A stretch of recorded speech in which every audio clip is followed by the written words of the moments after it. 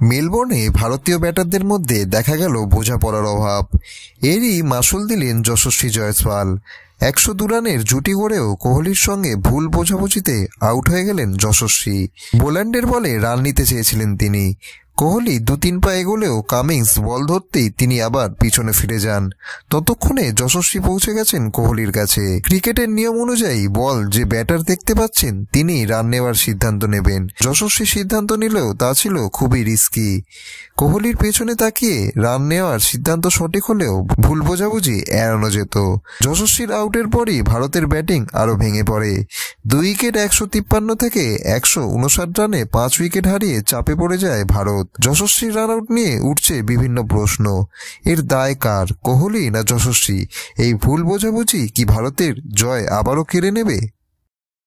আর এরকমই ক্রিকেটের latest video দেখার জন্য চ্যানেলটিকে অতি অবশ্যই সাবস্ক্রাইব করে রাখুন।